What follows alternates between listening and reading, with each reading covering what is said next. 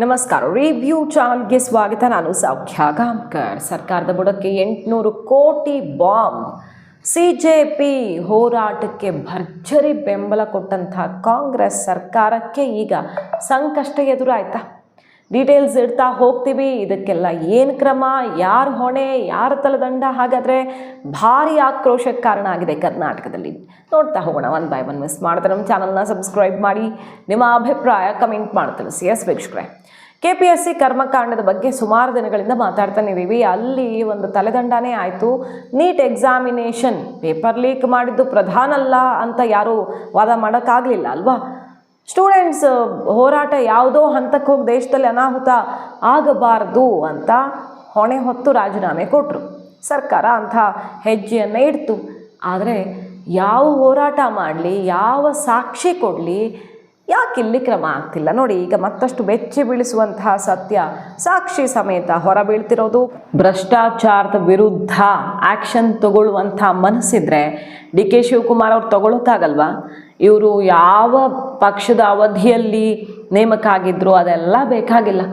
ಕಾಂಗ್ರೆಸ್ ಸರ್ಕಾರ ಬಂದ ಮೇಲೆ ಏನು ಮಾಡಿದೆ ಅನ್ನೋದಕ್ಕೆ ಆನ್ಸರೇಬಲ್ ಆಗ್ತಾರ, ಅಕೌಂಟಬಿಲಿಟಿ ತೊಗೊಳ್ತಾರ DK ಶಿವಕುಮಾರ್ ಅವರು? OMR ಶೀಟನ್ನು ಖಾಲಿ ಬಿಟ್ಟು ಬಂದು ಆಮೇಲೆ ತುಂಬಿಕೊಂಡು ಇವರು ಎಕ್ಸಾಮ್ ಕ್ಲಿಯರ್ ಮಾಡಿಸೋ ತನಕ ನಡೆಯುತ್ತೆ ಅಂದರೆ ಏನು? 1, 2 ಅಲ್ಲ. ಈಗ ಪಶುವೈದ್ಯಾಧಿಕಾರಿ ಅಕ್ರಮ ಬ್ಲಾಸ್ಟ್ ಬೆನ್ನಲ್ಲೇ ಈಗ ಬೇರೆದು ಸಾಕ್ಷಿ ಸಮೇತ ಸಿಕ್ಕಿದೆ.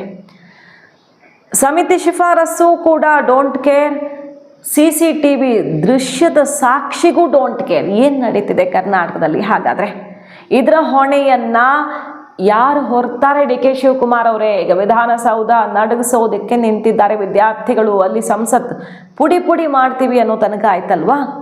ಈಗ ಕರ್ನಾಟಕ ವಿದ್ಯಾರ್ಥಿಗಳು ಅಂದರೆ ಅಭ್ಯರ್ಥಿಗಳು ರೊಚ್ಚಿಗೆದ್ದಿದ್ದಾರೆ. ಅವರು ಜೀವನ ಕಟ್ಕೊಳ್ಳೋಕೆ ನಿಂತವ್ರೆ. ಅವರದ್ದು ಒಂದು ಭವಿಷ್ಯವೇ, ಅವರದ್ದು ಒಂದು ಜೀವನವೇ ಸಿಡಿದೆದ್ದಿದ್ದಾರೆ. ಈಗ ವಿದ್ಯಾರ್ಥಿಗಳು ಫ್ರೀಡಂ ಪಾರ್ಕ್ ಪ್ರತಿಭಟನೆ ಮತ್ತು ಇದು ರಾಜ್ಯವ್ಯಾಪಿ ಜಿಲ್ಲಾ ಮಟ್ಟದಲ್ಲಿ ದೊಡ್ಡ ಮಟ್ಟದ ಹೋರಾಟ ನಡೆಸೋದಕ್ಕೆ ತಯಾರಿ ನಡೀತಿದೆ. ಹಾಗಾದರೆ DK ಶಿವಕುಮಾರ್ ಅವರು ಆ್ಯಕ್ಷನ್ ತಗೊಳ್ತಾರಾ ಅಥವಾ ಸ್ವಂತ ಜವಾಬ್ದಾರಿ ಹೊತ್ಕೊಳ್ತಾರಾ? ಅಥವಾ ಇದಕ್ಕೂ ನನಗೂ ಸಂಬಂಧ ಇಲ್ಲಪ್ಪ, ಅದು ಇಂಡಿಪೆಂಡೆಂಟ್ ಬಾಡಿ, ನಮಗೆ ಗೊತ್ತೇ ಇಲ್ಲ, ಇದಕ್ಕೆ ಲಿಂಕೇ ಇಲ್ಲ ಅಂತ ಹೇಳುವಂತಹ ಧೈರ್ಯ ಸರ್ಕಾರಕ್ಕೆ ಇದೆಯಾ? KPSC ಕರ್ನಾಟಕ ಲೋಕಸೇವಾ ಆಯೋಗದಲ್ಲಿ ಪಶುವೈದ್ಯಾಧಿಕಾರಿ ಹುದ್ದೆ ಮಾರಾಟ ಆಗಿರೋದು ಒಂದಾಯ್ತಾ? 400 ಹುದ್ದೆಗಳಿಗೆ ತಲಾ 2 ಕೋಟಿ ಅಂತೆ 800 ಕೋಟಿ ಬ್ರಹ್ಮಾಂಡ ಭ್ರಷ್ಟಾಚಾರ, ಅದು ಸರ್ಕಾರಕ್ಕೆ ಲಿಂಕ್ ಇದೆ ಅಂತ ಪ್ರತಿಪಕ್ಷಗಳು ಈಗ CBI ತನಿಖೆಗೆ ಒತ್ತಾಯಿಸ್ತಾ ಇರೋದು. ಕೋರ್ಟ್ಗೂ ಹೋಗಿದ್ದಾರೆ ಕೆಲವರು. ಕೋರ್ಟ್ಗೆ ಹೋಗಿ ಈ ಕೇಸಲ್ಲಿ CBI ತನಿಖೆ ಆಗಲೇಬೇಕು, ನ್ಯಾಯ ಸಿಗಬೇಕು ಅನ್ನುವಂಥ ಹೋರಾಟ ಕೂಡ ಒಂದು ಕಡೆ ಆಗ್ತಾ ಇದೆ.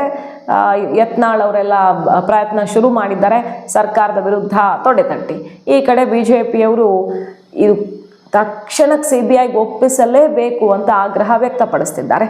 ಹಾಗಾದರೆ KPSC ಇಂಡಿಪೆಂಡೆಂಟ್ ಆಗಿ ಆಪ್ರೇಟ್ ಆಗುತ್ತಲ್ಲ, ಸರ್ಕಾರಕ್ಕೆ ಹೆಂಗೆ ಕನೆಕ್ಟೆಡ್ ಅಂತ ಪ್ರಶ್ನೆ ಮಾಡೋಕ್ಕಾಗತ್ತಾ? ಕ್ಯಾಬಿನೆಟ್ ಡಿಸಿಷನ್ ಮೇರೆಗೇನೆ ರಾಜ್ಯಪಾಲರಿಗೆ ಹೋಗುತ್ತೆ.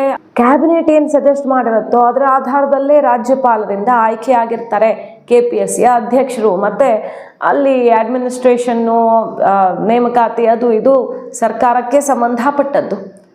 ಸೊ ಸರ್ಕಾರಕ್ಕೆ ಇದರ ನೇರವಾದ ಕನೆಕ್ಷನ್ ಇದೆ. 800 ಕೋಟಿ ಮಹಾ ಬ್ರಹ್ಮಾಂಡ ಭ್ರಷ್ಟಾಚಾರ ಇಲ್ಲಿ ಆಗಿದೆ ಅನ್ನುವಂಥ ಆಕ್ರೋಶ ಈಗ ಸಿಡಿದಿದೆ. ಸಾಕಷ್ಟು ಕಂಪ್ಲೇಂಟ್ಗಳಾಗಿರೋದು, ಮತ್ತು ನೇಮಕಾತಿ ರದ್ದು ಮಾಡಬೇಕು ಅಂತ ಬೇರೆ ಕೇಳಿಬರ್ತಿದೆಯಲ್ಲ, ಇದು ಒಂದೇ ಅಲ್ಲ. ಈಗ ಇನ್ನೂ ಒಂದು ವಿಚಾರ ಹೊರಗಡೆ ಬಂದಿದೆ. ಈ KPSCಗೆ ಸಂಬಂಧಪಟ್ಟಂತೆ AE ನೇಮಕದಲ್ಲೂ ಭಾರಿ ಅಕ್ರಮ ಆಗಿದೆ ಅನ್ನೋದು. FIR ಅನ್ನು ದಾಖಲು ಮಾಡಿಲ್ಲ. ಇದಕ್ಕೆ CCTV ದೃಶ್ಯಾವಳಿಗಳು ಸಾಕ್ಷಿಯಾಗಿ ಸಿಕ್ಕಿರೋದು ಕೆಲವೊಂದೆಲ್ಲ.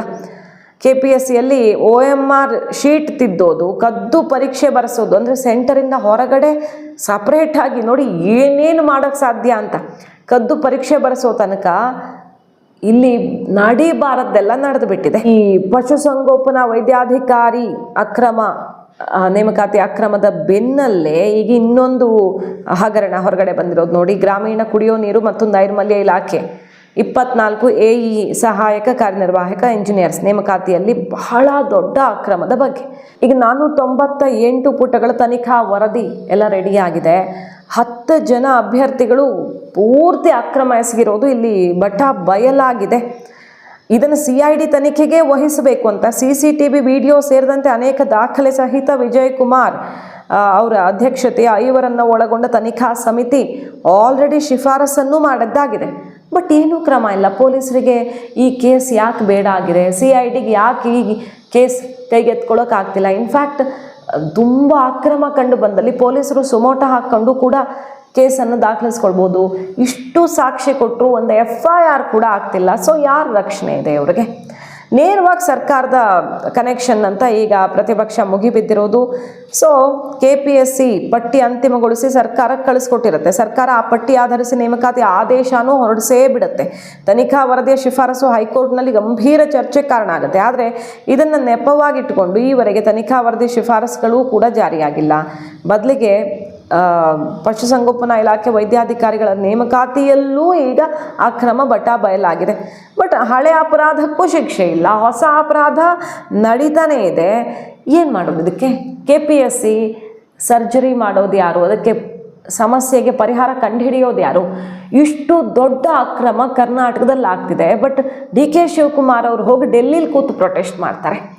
ಇಲ್ಲಿರೋದನ್ನು ಮೊದಲು ಸರಿ ಮಾಡಿ ಸ್ವಾಮಿ, ಆಮೇಲೆ ಖಂಡಿತವಾಗಿಯೂ ಡೆಲ್ಲಿದು ಪ್ರೊಟೆಸ್ಟ್ ಮಾಡಿ, ನೀವು PM ನಿವಾಸದ ಮುಂದೆ ಪ್ರೊಟೆಸ್ಟ್ ಮಾಡಿ, ರಾಹುಲ್ ಗಾಂಧಿ ಪ್ರಿಯಾಂಕಾ ವಾದ್ರಾ ಅವ್ರ ಜೊತೆ ಎಲ್ಲಿ ಬೇಕಾದರೂ ಹೋಗಿ ಪ್ರೊಟೆಸ್ಟ್ ಮಾಡಿ. ಬಟ್ ಇಲ್ಲಿರುವಂತಹ ಸಮಸ್ಯೆಗೆ ಯಾರು ಪರಿಹಾರ ಕಂಡುಹಿಡಿತಾರೆ? ಗೃಹ ಇಲಾಖೆ ಯಾಕೆ ಪೊಲೀಸರು ಈ ಕೇಸ್ನಲ್ಲಿ ಇಂತಹ ನಿರ್ಲಕ್ಷ್ಯ ತೋರುತ್ತಿದ್ದಾರೆ ಅನ್ನೋದೆಲ್ಲನೂ ಪತ್ತೆಯಾಗಬೇಕಾಗಿದೆ.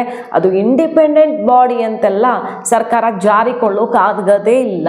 ಯಾಕಂದರೆ ಆ ರೀತಿ ಹೇಳೋದಿದ್ರೆ, ಅಯ್ಯೋ ಪೇಪರ್ ರೆಡಿ ಮಾಡಿದವ್ರು ಏನೋ ಪ್ರಿಂಟರು ಪೇಪರ್ ರೆಡಿ ಮಾಡೋರು ಲೀಕ್ ಮಾಡಿದ್ದಾರೆ, ನಮಗೆ ಸಂಬಂಧ ಇಲ್ಲ ಅಂತ ಕೇಂದ್ರ ಸರ್ಕಾರ ನೀಟ್ ಎಕ್ಸಾಮಿನೇಷನ್ ಏನು ತೊಂದರೆ ಆಯಿತು ಪೇಪರ್ ಲೀಕ್ ಆಗಿ, ಅದರ ಹೊಣೆಯನ್ನು ತಪ್ಪಿಸ್ಕೊಳ್ಳೋಕ್ಕಾಗ್ತಿತ್ತಾ?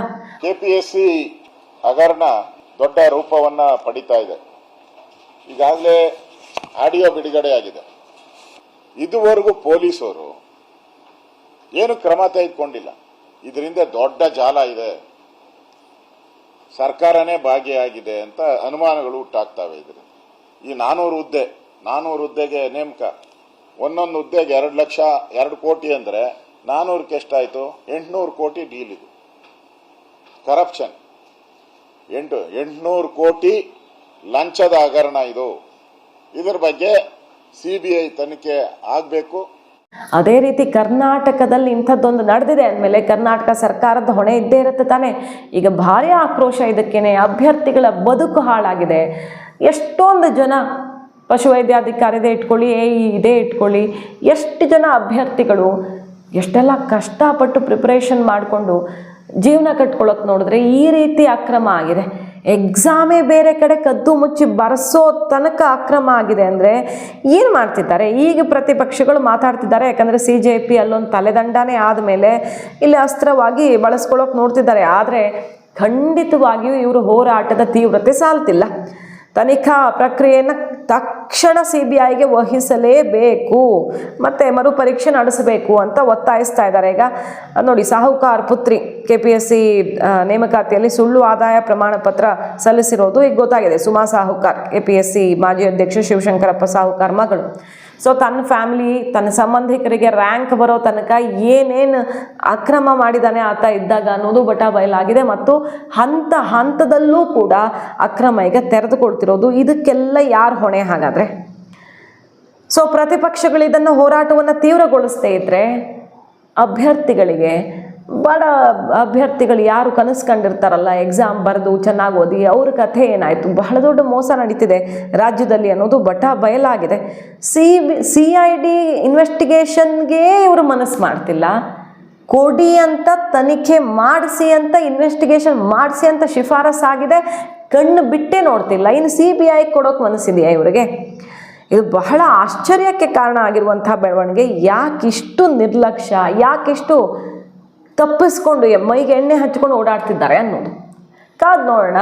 DK ಶಿವಕುಮಾರ್ ಅವರು ಮತ್ತು ಗೃಹ ಸಚಿವರು ಇದ್ರ ಬಗ್ಗೆ ಏನು ಕ್ರಮ ಕೈಗೊಳ್ಳುತ್ತಾರೆ ಅಂದರೆ ಪೊಲೀಸರು ಆ್ಯಕ್ಟಿವ್ ಆಗಬೇಕಾಗಿದೆ. ಮತ್ತು ಆ್ಯನ್ಯುವಲಿ ಇದರದ್ದೆಲ್ಲ ರಿವ್ಯೂಸ್ ಎಲ್ಲ ನಡೆಯುತ್ತೆ. KPSC ಹಾಗಾದರೆ ನಮ್ಗೆ ಕಂಟ್ರೋಲಲ್ಲೇ ಇಲ್ಲ, ಕಂಪ್ಲೀಟ್ ನಾವು ಅಲ್ಲಿ ಏನೂ ಟಚ್ಚೇ ಮಾಡೋಕ್ಕಾಗಲ್ಲ ಅಂತ ಸರ್ಕಾರ ಹೇಳೋಕ್ಕಾಗತ್ತಾ? ಅಲ್ಲಿನ ನೇಮಕಾತಿಗಳು ಮತ್ತು ಬೇರೆ ಬೇರೆ ಅಲ್ಲಿನ ಶಿಫಾರಸ್ ಮೇಲೇ ಇಲ್ಲ ಆದೇಶ ಆಗೋದು, ನೇಮಕಾತಿ ಆಗೋದು, ಮತ್ತು ಸರ್ಕಾರನೇ ಅಲ್ಲೆಲ್ಲ ನೋಡ್ಕೊಳ್ಳೋದು, ಇಂಡಿಪೆಂಡೆಂಟ್ ಬಾಡಿ ಆಗಿದ್ರೂ ಕೂಡ. ಹಾಗಾದರೆ ಯಾವ ರೀತಿ ಕ್ರಮವನ್ನು ಕೈಗೊಳ್ತೀರಿ? ಕರ್ನಾಟಕದಲ್ಲಿ ಇಷ್ಟು ದೊಡ್ಡ ಸಮಸ್ಯೆ ಆಗ್ತಿದೆಯಲ್ಲ, ನಮಗೆ ಸಂಬಂಧನೇ ಇಲ್ಲ ಅಂತ ಅಟ್ಲೀಸ್ಟ್ ಘೋಷಣೆ ಮಾಡ್ಬೇಕು ಸರ್ಕಾರ. ಚೇಚೆ ಇದಕ್ಕೂ ನಮಗೂ ಸಂಬಂಧನೇ ಇಲ್ಲ ಅಂತ. ಇಲ್ಲವಾದಲ್ಲಿ ಪರಿಹಾರ ಕಂಡು ಹಿಡಿಬೇಕು. ಮಾಹಿತಿ ಇಷ್ಟ ಆಗಿದ್ರೆ ಮಿಸ್ ಮಾಡಿದ್ರೆ ನಮ್ಮ ಚಾನಲ್ನ ಸಬ್ಸ್ಕ್ರೈಬ್ ಮಾಡಿ, ನಿಮ್ಮ ಅಭಿಪ್ರಾಯ ಕಮೆಂಟ್ ಮಾಡಿ ತಿಳಿಸಿ. Thank you.